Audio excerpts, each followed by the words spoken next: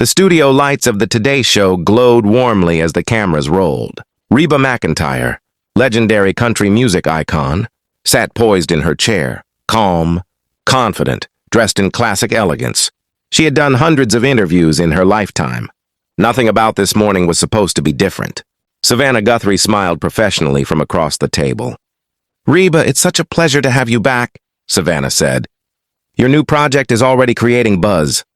Reba nodded politely. "Thank you. I'm proud of this one." The first few minutes went smoothly. Questions about music, legacy, resilience. Reba spoke thoughtfully, her voice steady, her smile measured. The audience applauded lightly between segments. Then the tone shifted. Savannah leaned forward slightly, her expression changing, not hostile but probing. "Reba," she said, "you've always been seen as a symbol of strength. But some critics say your recent comments about the industry and certain social issues were out of touch. How do you respond to that?" The air in the studio tightened.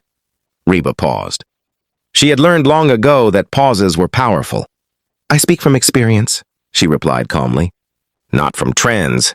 Savannah nodded but didn't move on. "Still," Savannah continued, "some feel that staying neutral or silent on certain issues is a privilege. Do you think artists have a responsibility to take a stand?" The smile on Reba's face faded, not in anger but in resolve.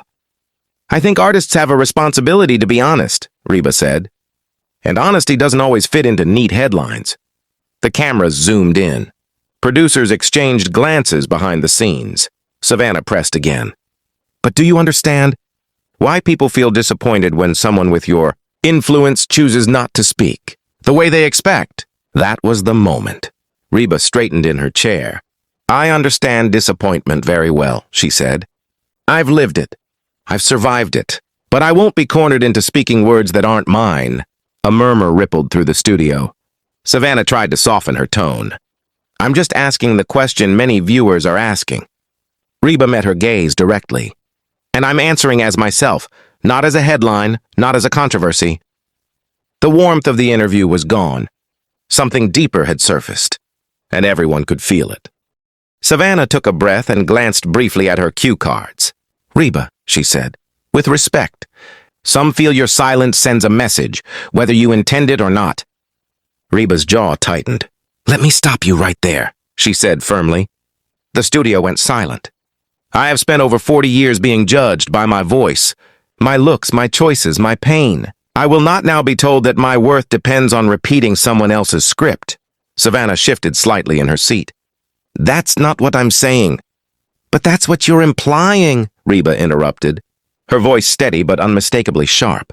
"You're asking me to justify my humanity." Gasps echoed softly from the audience. Reba continued, emotion rising but controlled. "I lost people I loved.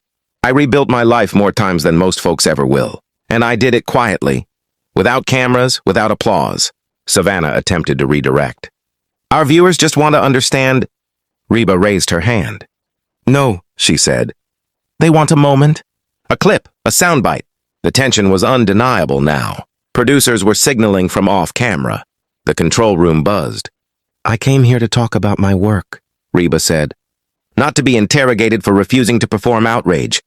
Savannah looked stunned. "I respect your journey," she said carefully. "But public figures are still people," Reba cut in. "And people get to draw boundaries." She removed her microphone slowly. The studio gasped.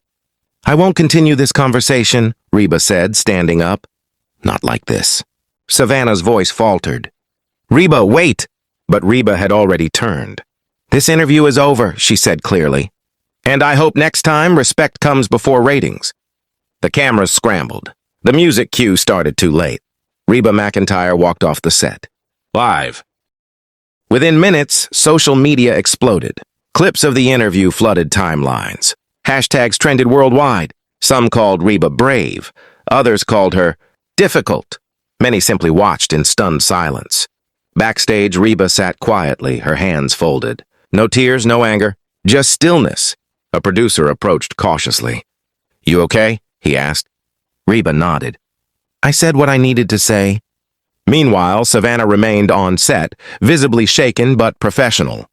"We'll be right back," she told viewers, her voice controlled. But the moment had already escaped the studio. It belonged to the world now. That evening, Reba released a short statement. I believe in kindness, honesty, and boundaries. I will always stand for my right to speak, or not speak, on my own terms. No apology, no attack. Just truth. The next day, fellow artists spoke out, some in support, some critical. But one thing was undeniable. Reba had reminded the world that strength doesn't always shout. Sometimes it simply stands up and walks away. Weeks later, ratings analysts would say the episode was one of the most watched segments of the year. But for Reba, that didn't matter. What mattered was something quieter. She had protected her voice. And in doing so, she had spoken louder than any interview ever could.